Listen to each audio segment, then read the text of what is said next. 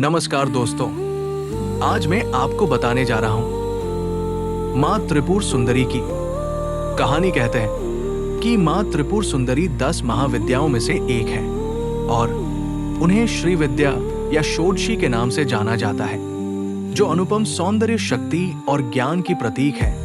उनका प्राकट्य सृष्टि में संतुलन और भगवान शिव के जीवन में पूर्णता लाने के लिए हुआ था। पौराणिक कथा के अनुसार प्रजापति राजा दक्ष ने एक विशाल यज्ञ का आयोजन किया। अहंकारवश उन्होंने अपनी पुत्री सती के पति भगवान शिव को न तो आमंत्रित किया और न ही उन्हें यज्ञ का भाग दिया। सती बिना आमंत्रण के अपने पिता के यहाँ गई, लेकिन वहां अपने पति के घोर अपमान को सुनकर वो अत्यंत क्रुद्ध हुई। पति के अपमान को सहन न कर पाने के कारण देवी सती ने वही योगाग्नि द्वारा अपने नश्वर शरीर की आहुति दे दी। जब भगवान शिव को अपनी पत्नी सती के आत्मदाह का समाचार मिला तो वो अत्यधिक क्रोधित हुए। क्रोध में उन्होंने अपनी जटा को धरती पर पटका, जिससे वीरभद्र उत्पन्न हुए। वीरभद्र ने शिव के आदेश पर दक्ष के यज्ञ को पूरी तरह नष्ट कर दिया और दक्ष का सिर काट दिया। सती के वियोग से दुखी होकर भगवान शिव गहरे शोक में डूब गए। वो सती के पार्थिव शरीर को लेकर ब्रह्मांड में भटकते रहे और अंततः गहन एकांतवास और तपस्या में लीन हो गए। कुछ समय बाद सती ने पर्वतराज हिमालय की पुत्री पार्वती के रूप में पुनर्जन्म लिया।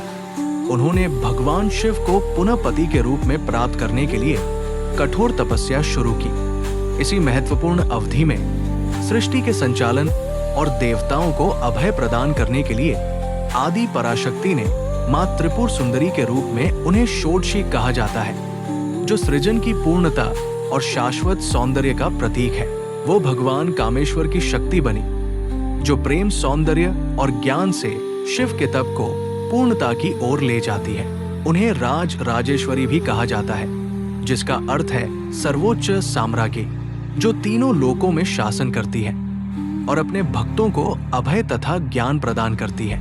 इस प्रकार माँ त्रिपुर सुंदरी का प्राकट्य न केवल सौंदर्य और शक्ति को दर्शाता है, बल्कि ये भी स्थापित करता है कि वही शक्ति सती के रूप में प्रकट हुई और पार्वती के रूप में पुनः शिव से मिली।